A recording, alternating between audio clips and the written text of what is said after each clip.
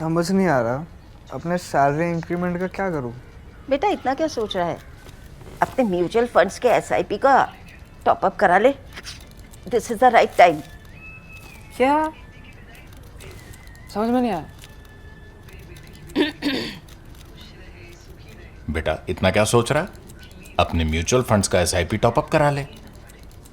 This is the right time. अब समझा।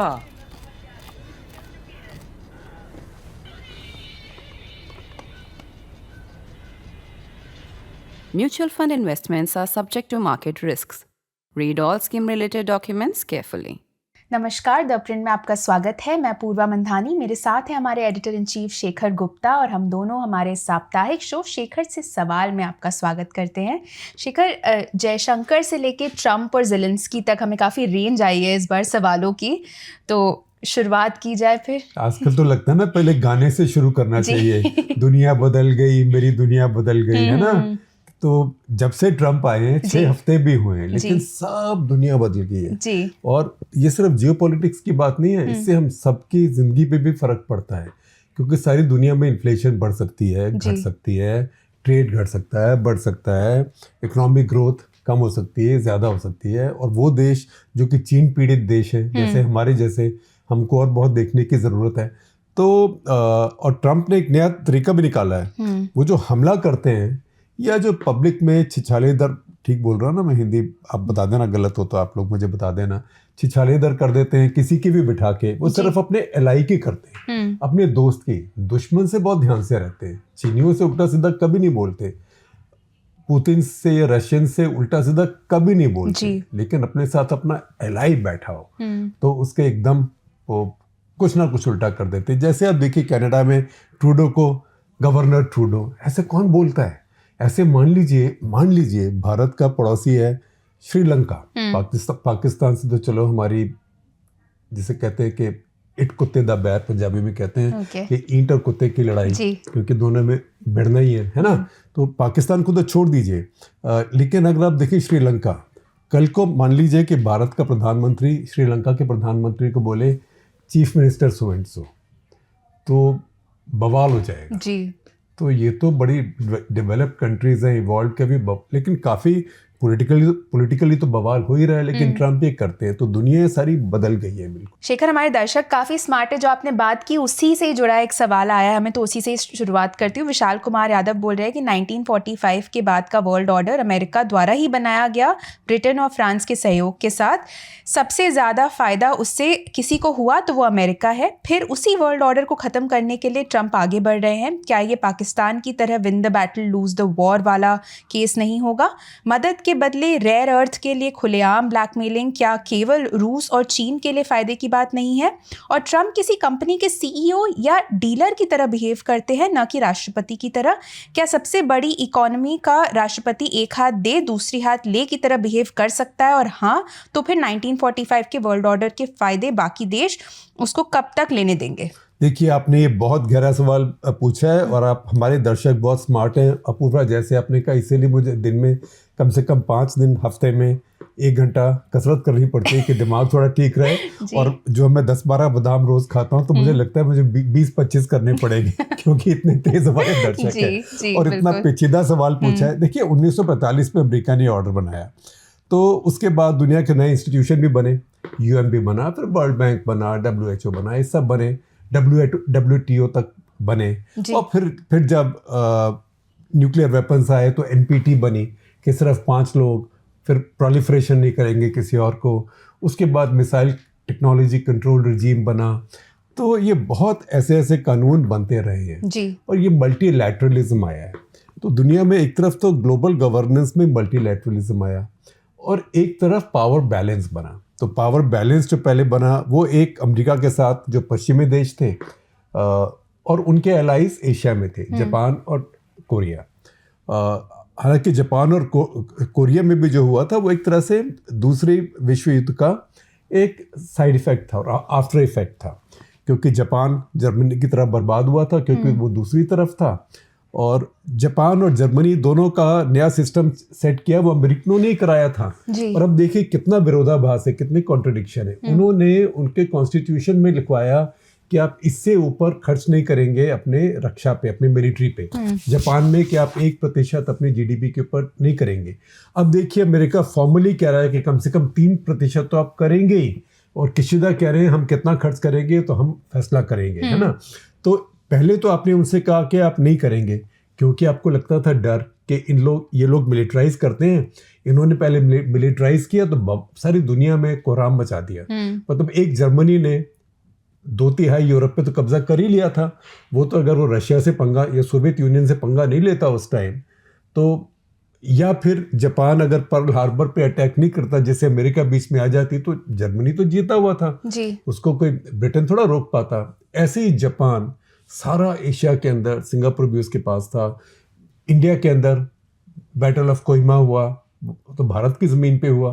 तो ये बड़ी बड़ी एक्सपेंशनिस्ट मिलिट्रिस्टिक पावर्स बन गई थी। तो ये आइडिया सिर्फ ये था कि इनको मिलिट्री ना डेवलप करने दी जाए, दोबारा मिलिट्राइज ना करें, लेकिन आपको अपनी सुरक्षा की चिंता नहीं है, हम तो है ना, हम है ना। अब वो हम है ना उल्टा हो गया है।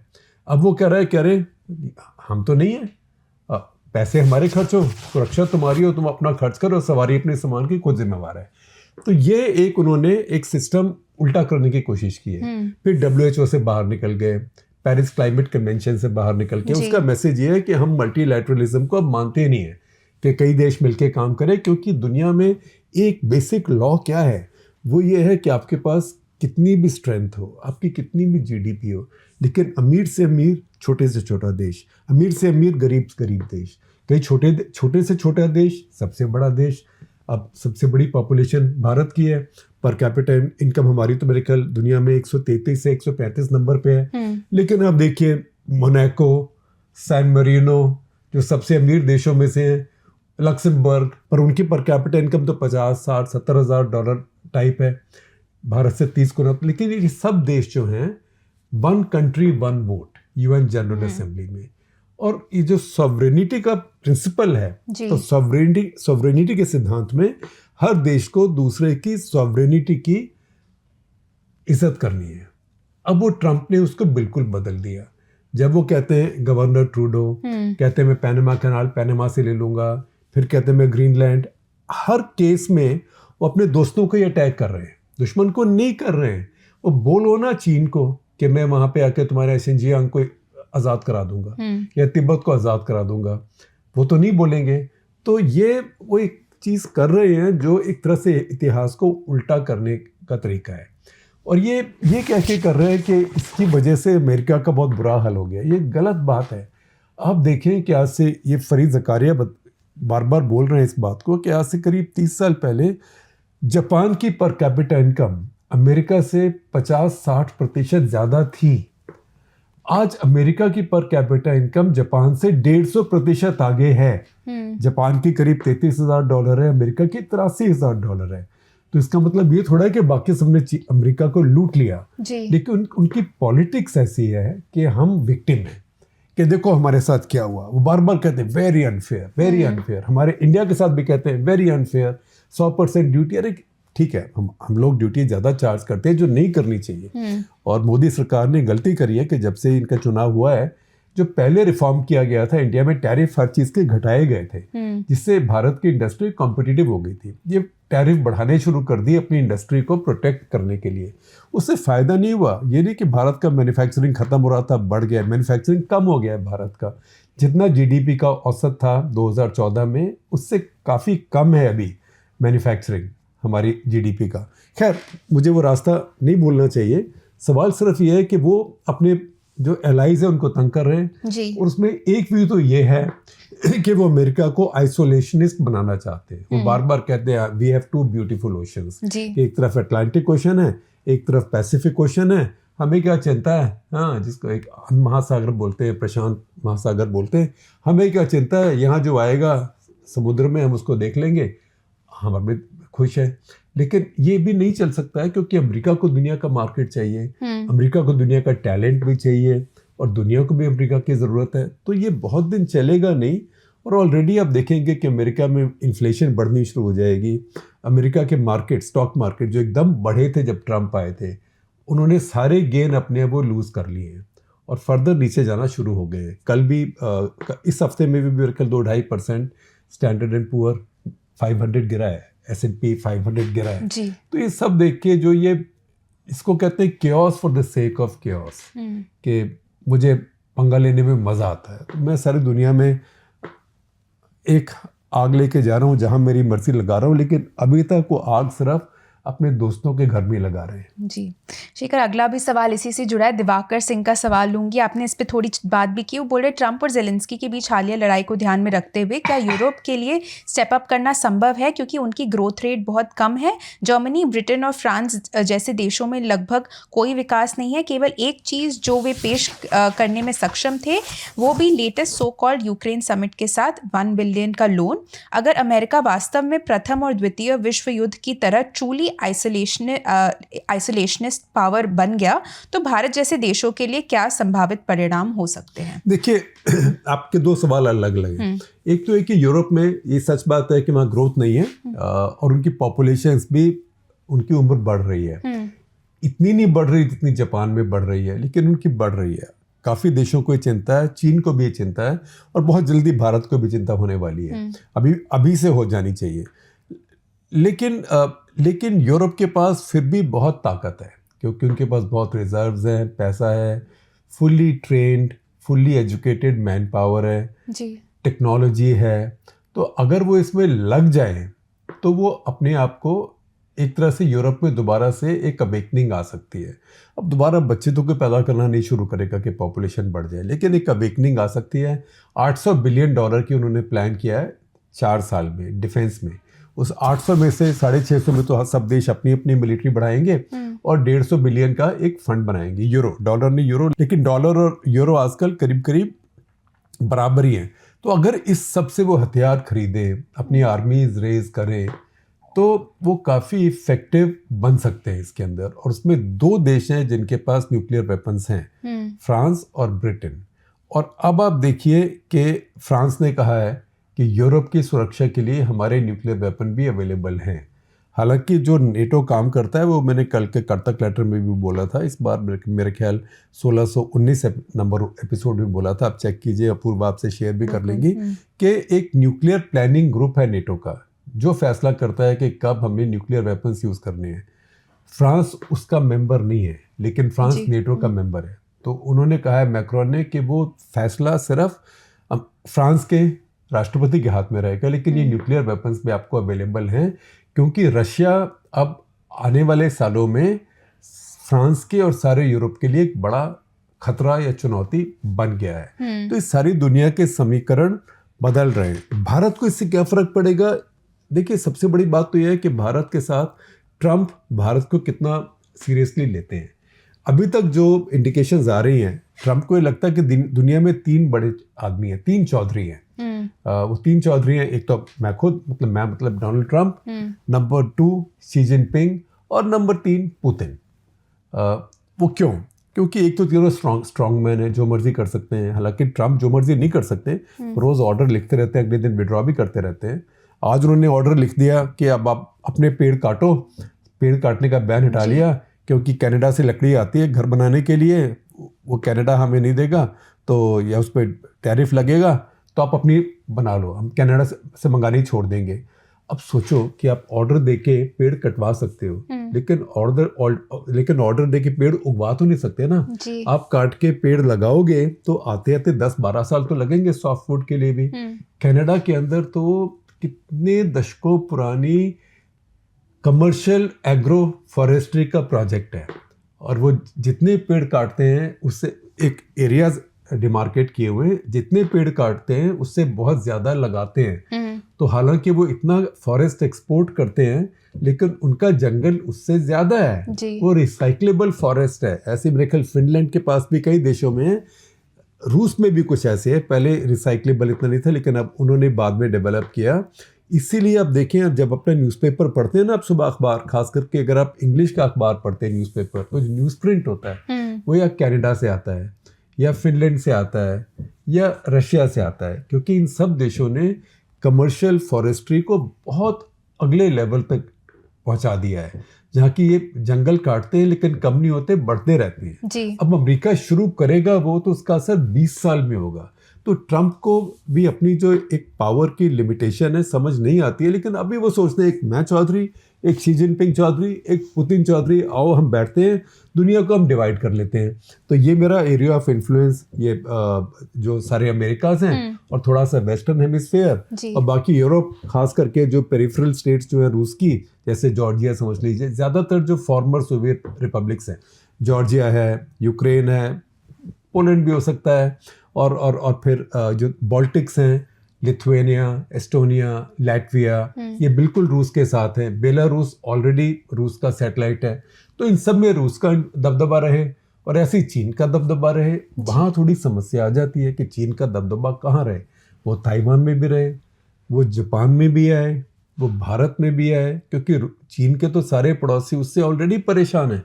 तो ये सब चीज़ में भारत को चिंता का विषय है कि कल को अगर ट्रंप सोचे कि ठीक है यार ये इंडिया की प्रॉब्लम है, इंडिया को बोलो थोड़ा ले दे के चीन के साथ बराबर कर ले, दोनों न्यूक्लियर वेपन पावर है, बिना बात में डिस्ट्रैक्शन क्यों करनी है, ये हमारे लिए इतनी बड़ी दिलचस्पी की बात नहीं है।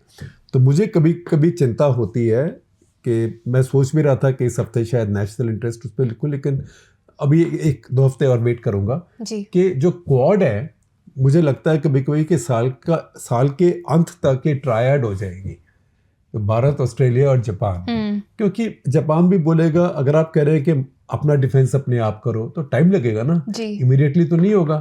आपने तो क्वाड में हमें चने के झाड़ पे चढ़ा दिया कि चीन से भिड़ जाओ। ऑस्ट्रेलिया तो अब ऑलरेडी वहाँ के स्कॉलर्स बोल रहे हैं कि हमारी तो चीन से कोई लड़ाई नहीं थी, हम तो अमेरिकनों के साथ साथ एक अलायंस है, इसलिए आ गए, क्वाड बन गया। ये तो हमारा क्या है, जैसे कि अमेरिका के सामने इतना बड़ा सी है, ब्यूटीफुल सी, हमारे सामने भी इतना बड़ा ब्यूटीफुल सी है, हमें क्या चिंता है। हम क्यों अपनी शिप्स भेज रहे हैं साउथ चाइना सी में चीनियों की आंख में उंगली घुमाने के लिए। तो ये सारी बातों को फर्क पड़ेगा और भारत को बहुत ध्यान से देखना पड़ेगा। पॉजिटिव साइड पे अगर रशिया के ऊपर सैंक्शंस हटती हैं जी, रशिया के ऊपर सैंक्शंस हटती हैं तो ग्लोबल ऑयल प्राइसेस कम होते हैं और भी कई बातें दुनिया में जब टेंशन्स कम होती हैं तो भारत का उससे फ़ायदा होता है। लेकिन इसका एक बहुत पेचीदा समय है, क्योंकि अगर यूरोप ने ये $800 बिलियन खर्च करने शुरू कर दिए तो वो कहाँ से हथियार लाएगा? वो या फ्रांस से खरीदेगा या अमेरिका से खरीदेगा। वो हथियारों की ब्लैक मार्केटिंग शुरू हो जाएगी। भारत भी वहीं से खरीदता है।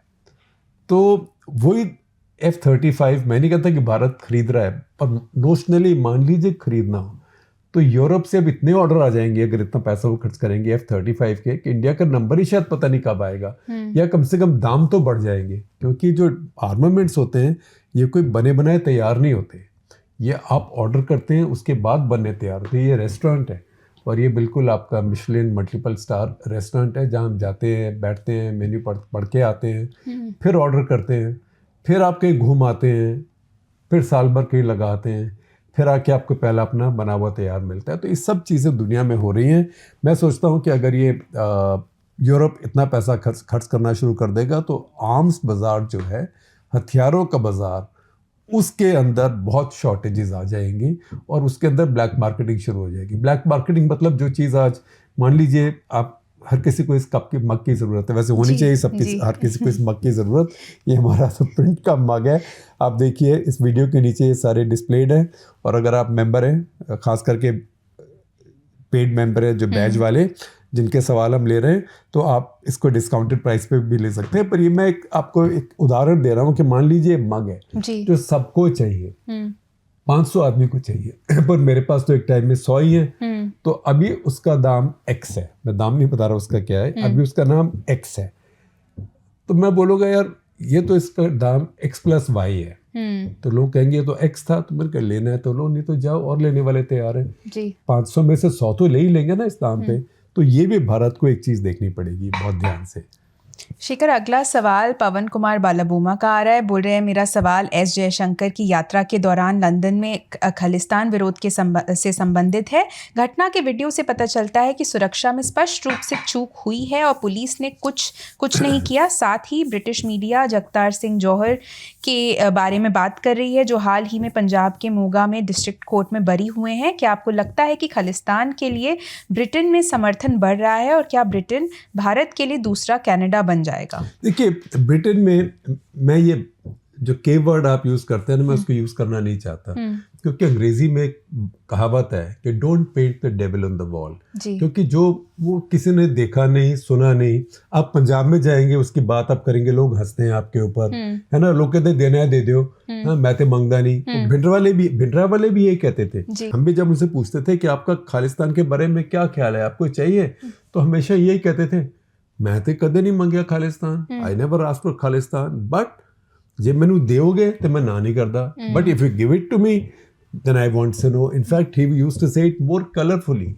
He used to say, but je Bibi ne mainu de deta, then I want to know Bibi means that woman, that lady, meaning Indira Gandhi, right?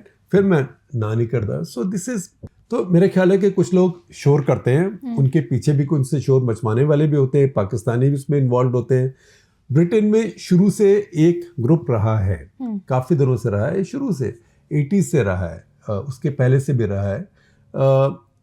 जो जगजीत सिंह चौहान थे, जो अपने आप को खालिस्तान, रिपब्लिक ऑफ खालिस्तान के राष्ट्रपति बोलते थे जी, उनको मैं मिलने भी गया था, इंटरव्यू करने उनके घर में, काउंसिल हाउस में रहते थे लंदन में. बुरा हाल था उस टाइम, और उन्होंने उसे इंटरव्यू में कहा, इंडिया टुडे में वो इंटरव्यू छपा है, कोशिश करेंगे, हम मिल गया तो आपसे शेयर करेंगे. उन्होंने कहा कि गलती हो गई, लोग तैयार नहीं थे, कुछ नहीं हुआ वगैरह वगैरह, और फिर उनको वापस आना था, तो वो इंडिया वापस आ गए. भारत सरकार ने उनको आने भी दिया. अपने गांव में आके ही उनकी मृत्यु हुई और उनका अंतिम संस्कार हुआ.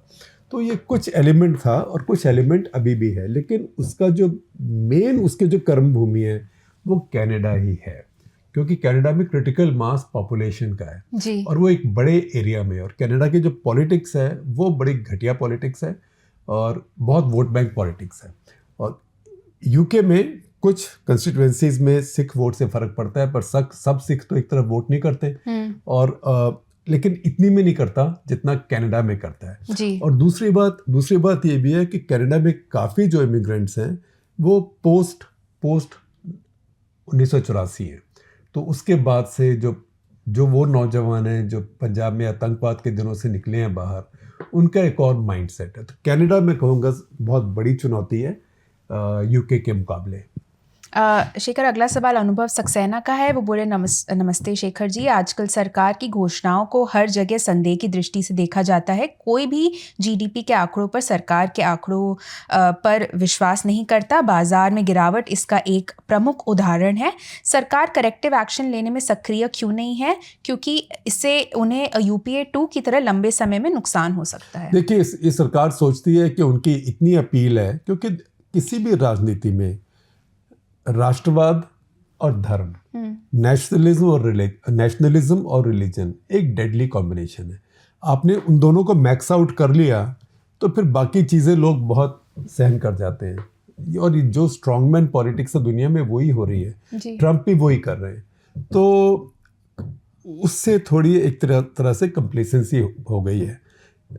ये ज़रूर आपकी बात ठीक है कि सरकार के जो आंकड़े फिगर्स होते हैं उसको अब संदेह से देखा जाता है.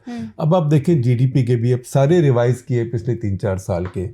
तो राधिका पांडे का हमारे यहाँ आर्टिकल भी है, उसका लिंक आप शेयर कर दीजिएगा. इकोनॉमिस्ट हैं, एसोसिएट प्रोफेसर हैं, national institute of public finance and policy. तो वो कहती है कि बार बार अगर आप ऐसे रिवाइज करेंगे और ये जो रिवीजन में ज़्यादा फ़र्क पड़ेगा, जो लार्ज स्केल रिवीजन है, तो इससे आपकी क्रेडिबिलिटी को फ़र्क पड़ता है. जो मार्केट नीचे गिरे उसके बहुत कारण है. एक तो दुनिया में टर्मोइल तो कुछ है ही, लेकिन आप देखिए पिछले 6 महीने में चीन के मार्केट 50% बढ़ गए हैं, हमारे 13-14% घट गए हैं. तो मार्केट का कुछ समय से एक तो रन अप हो गए थे, काफ़ी महंगे हो गए थे, लेकिन बहुत भारत सरकार की पॉलिसीज, एक IMF का भी पेपर आया है कि भारत में जो भारत के बिजनेस से इन्वेस्ट क्यों नहीं कर रहे.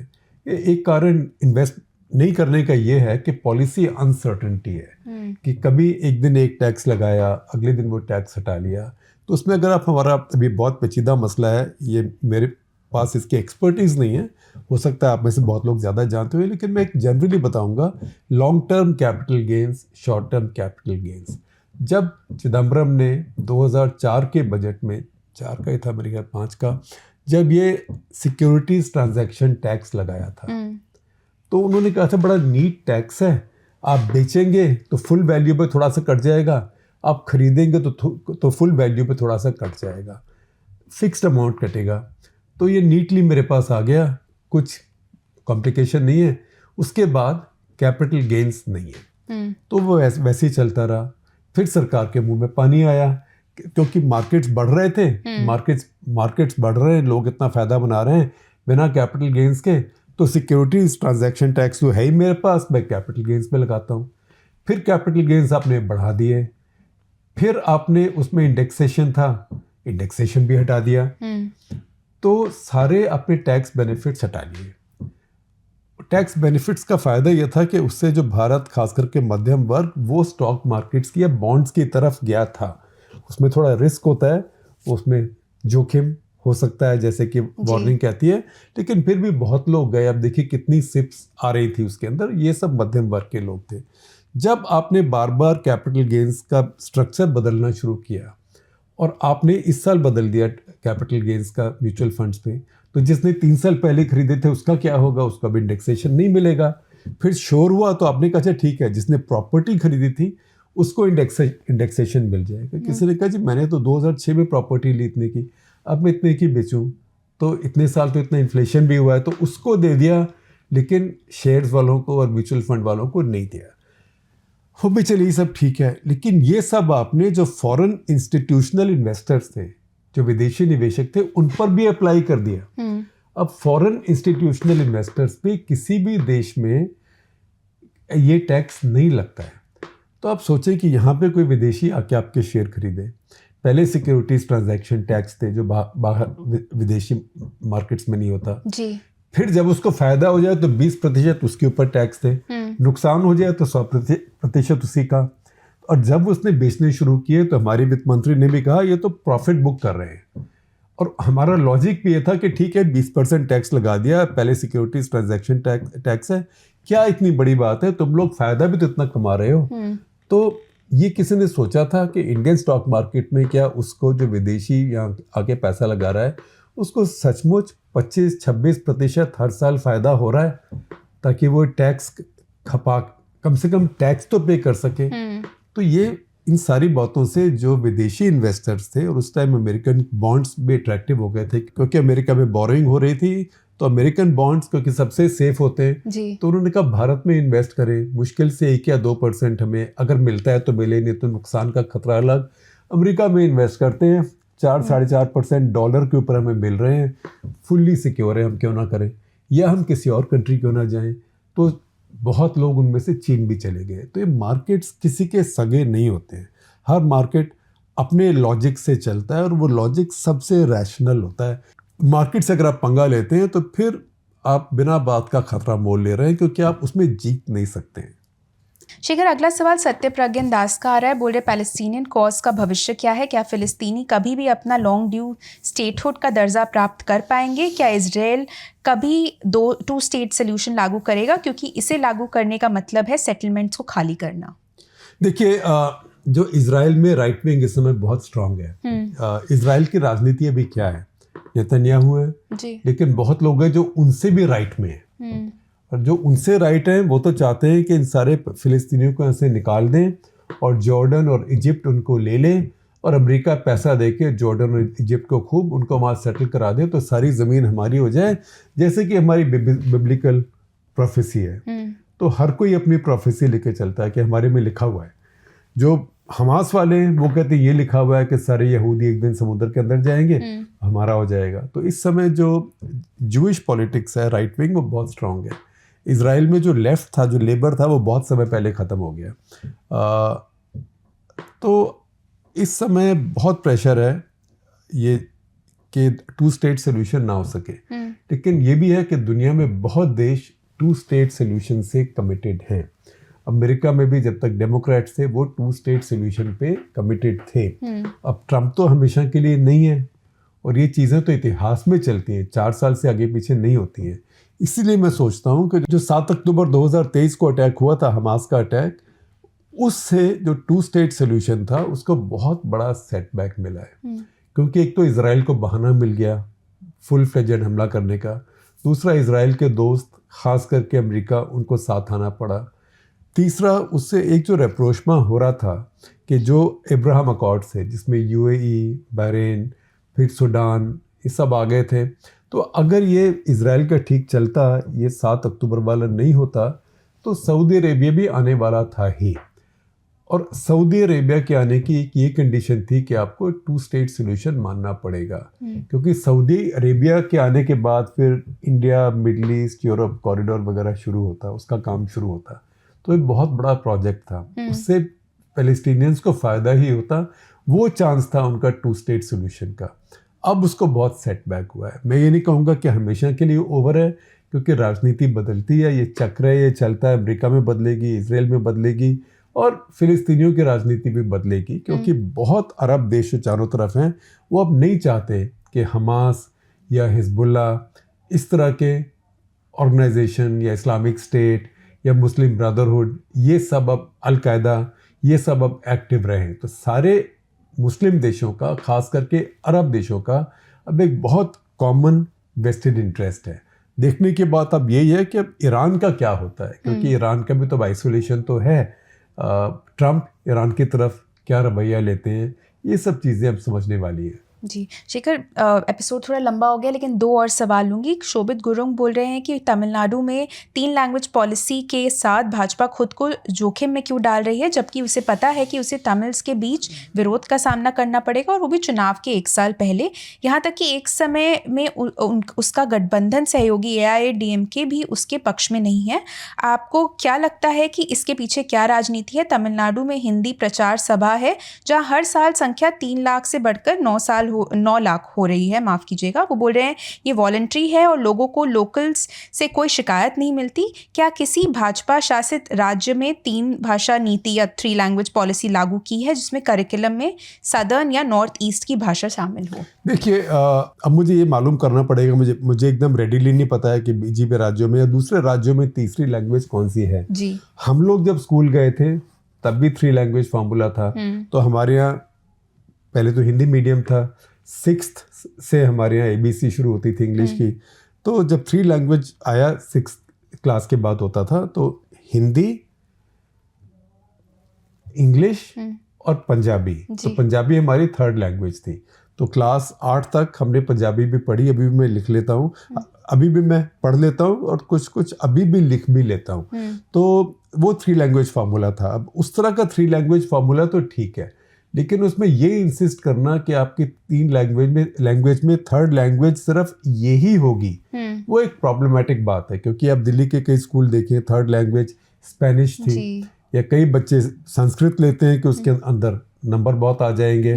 तो ये सारी बातें होती हैं, बाकी राज्यों का पता करना पड़ेगा। लेकिन लगता है बीजेपी ने अभी सोच लिया है, ठान लिया है कि तमिलनाडु में हमारा कुछ होने वाला तो अभी है नहीं। तो यहाँ पे शोर करके ये हिंदी राज्य जो है, हम हिंदी राज्य जीते तो हम वैसे ही राज कर सकते हैं देश के ऊपर। तो हम हिंदी राज्य में एक हिंदी शोविनिज्म बढ़ाते हैं। तो उसी में अब देखिए, कल एक स्टेटमेंट भी हो गया था RSS के एक बड़े नेता का महाराष्ट्र के बारे में कि मुंबई में रहने के लिए मराठी जानना ज़रूरी नहीं है। बाद में उन्होंने कहा कि उनके शब्दों को तोड़ मरोड़ के पेश किया गया। तो ये सारी बातें बीजेपी की जो असली स्ट्रेंथ आती है भारत में, वो हिंदी राज्यों से आती है। और मुझे लगता है कि उन्होंने अब ये फैसला किया है कि छोड़ो परे, तमिलनाडु में अभी तो कुछ होना नहीं है, तो यहाँ पे थोड़ी बहुत ये चिंगारी चलती रहेगी, इससे हमें हिंदी राज्यों में फ़ायदा होगा। शेखर, आखिरी सवाल कार्तिक पराशर का लूंगी। ये बोल रहे रेस टू द बॉटम में कौन सी पार्टी पहले पहुंचेगी, BSP या कांग्रेस? देखिए, आप कौन से राज्य की बात कर रहे हैं उसकी बात है, लेकिन मुझे लगता है कि BSP, क्योंकि कांग्रेस तो फिर भी साथ है समाजवादी पार्टी के, और कांग्रेस फिर भी एक स्ट्रक्चर है, पार्टी है, कुछ लोकल लोग हैं। BSP जो अब है, इतने सालों से उसने कुछ भी नहीं किया है, कोई एक्टिविटी। वो बिल्कुल ही लगता है कि जैसे कि बीजेपी की खौफ में बैठी हुई है। बी टीम भी एक तरह से नहीं है। बी टीम होती तो हर जगह कैंडिडेट खड़े करके बहुत सीरियसली काम करती कि बाकी पार्टियों के वोट तोड़े जाएं ताकि बीजेपी को असर हो। उससे कुछ वो करती है कुछ, और उससे बीजेपी को फ़ायदा भी होता है। लेकिन मुझे लगता नहीं कि BSP का बहुत वर्चस्व भी बचा है। कहीं कहीं आप देखिए, जैसे चंद्रशेखर आज़ाद, उन्होंने वोट्स ले लिए हैं, और उन जैसे और भी नेता आ सकते हैं। ये जो मायावती के नेव्यू हैं आकाश आनंद, वो कल को मान लीजिए अपनी पार्टी बना लें या कांग्रेस से ज्वाइन कर लें, तो मुझे लगता है सबसे पहले रेस टू द बॉटम में BSP जाएगी। क्योंकि बीएसपी एक तरह से सिंगल कास्ट पार्टी है, जातव कास्ट पार्टी है। जब तक उसके साथ मुसलमान नहीं आए और बाकी दलित नहीं आए और एक हिंदू अपर कास्ट नहीं आए, वो यूपी में भी सत्ता में नहीं आ सकती, 3-वे इलेक्शन में भी। जी और वो ज़माना जबकि 3.5 way election SP, BSP, BJP, Congress, उसमें 28-29% वोट से भी आपकी मेजोरिटी आ जाती थी। वो ज़माने अब ख़त्म हो गए। चलिए, इसी बात पे हमारा आज का एपिसोड नहीं खत्म होता है। आशा करती हूँ आपको एपिसोड पसंद आया होगा। हमसे जुड़ने के लिए आप सभी का बहुत बहुत धन्यवाद। और देखिएगा आपकी वीडियो के नीचे हमारा सारा जो नई प्रोडक्ट्स हैं वो वहाँ पे उनकी तस्वीरें देखिए, उनके दाम देखिए। और आप मेंबर्स हैं, खास करके जो मेंबर्स हैं, आप डिस्काउंटेड प्राइस पे ले सकते हैं। एक ईमेल आपके स्क्रीन पे अभी आएगी, डिस्क्रिप्शन में भी लिखी हुई है। तनुश्री को आप मेल भेजिए और बोलिए कि आप मेंबर हैं तो आपको ये प्राइस मिलेगा। और जो मेंबर नहीं है प्लीज़ मेंबरशिप लीजिए, क्योंकि उसके बहुत फ़ायदे हैं। उनमें से एक फ़ायदा ये भी है डिस्काउंटेड मर्चेंडाइज, और इसकी रेंज अभी बहुत बढ़ने वाली है। जी, अभी फिलहाल ही सिर्फ मग्स नहीं, हुडीज भी हैं और टोट बैग्स भी हैं, कई अच्छी चीज़ें, तो आपको टी शर्ट्स भी हैं। जी, चलिए, तो वो लिंक ज़रूर चेकआउट करिए, हमारे मेंबर्स भी बनिए। इसके साथ आप हमारा मर्चेंडाइज खरीदिए और हमारे मेंबर्स भी बनिए। हमसे जुड़ने के लिए आप सभी का और अगर वो मर्चेंडाइज पहन के यूज़ करके आपको इंस्टाग्राम वगैरह या ट्विटर पे कुछ लिखेंगे तो हम उसको शेयर भी कर देंगे। बिल्कुल टैग करिए हमें, आपको पहन के फोटो डालिए और हमें टैग करिए। चलिए, हमसे जुड़ने के लिए आप सभी का बहुत बहुत धन्यवाद।